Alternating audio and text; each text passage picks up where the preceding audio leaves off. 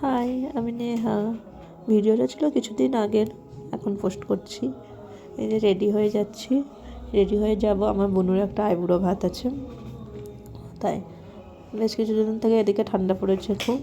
এবার আমি সোয়েটারটা পরে, সোয়েটার পরা আমার খুবই খুবই খুবই মানে বড় কাজ মনে হয়। বাবা, একটু ভালো লাগে না সোয়েটার পরতে, কিন্তু কী করবো, বাইরে ঠান্ডা আছে, পরতে হবে। এই সোয়েটার পরে এখন হাঁটা দিব আমি। এই যে চললাম। তারপর এখানে এসে দেখি বুনু নিজেই, যার আইবুড়ো ভাত, তিনি সব রেডি করতে লেগেছে।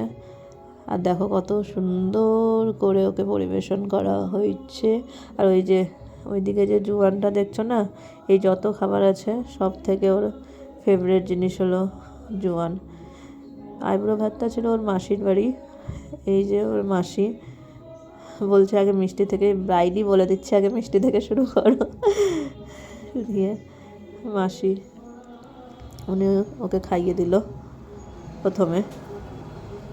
তারপর আসবে ওনার বাবা, এই যে আমাদের আঙ্কেল, মানে ব্রাইডের বাবা আর আমার আঙ্কেল। এই জায়গাটা না আমি খুব ইমোশনাল হচ্ছিলাম। মানে কিছু কিছু সম্পর্ক চাইলেও আর পাওয়া যাবে না, সেটা হলো বাবা মেয়ের সম্পর্কটা। যেমন সত্যি কথা, বাবাকে মানে আর এইসব আমি বলতে চাইছি না, মানে খুব ইমোশনাল হচ্ছিলাম আমি। আর এই যে ঠাকুমা দিদা, এই সম্পর্কটাও আমি খুব মিস করি, বলবো।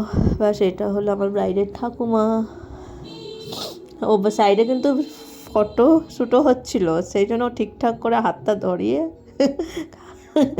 খাইয়ে নিচ্ছে। তারপর আসবে আমার আন্টি, মানে ব্রাইডের মা। ব্রাইড বলছে, তুমি আর মিষ্টি খাও না মা, আমাকে তুমি ভালো করে মেখে মুখে যা খাবার আছে অন্যান্য ওইসব খাইয়ে দাও, খুব খিদে পাচ্ছে। দিয়ে আন্টি তাই আরামসে বসে এখন ওকে সব কিছু মেখে চুখে খাইয়ে দিবে। আর আমি বলছিলাম পাশ থেকে, ওর এই মাসে না ওর জন্মদিনও ছিল। তা আমি বলছি, তোকে আমরা এতদিন আমরা জন্মদিন খেতে যেতাম বল। তাই এই যে চলছে এখন। এরপর এটা ওর বুনু, আর দিদি ছিল বুনুর কাছে ওর সেকেন্ড মা। মানে ছোট থেকে সব কিছু ওর দিদিই করে দিত ওকে, সব দেখাশোনা, খাওয়ানো, স্নান করানো। আর এই যে যার উদ্যোগে, ওই যে ডান দিকে যে দেখছেন না, ওকে ধরে বেঁধে এনে বসানো হয়েছে।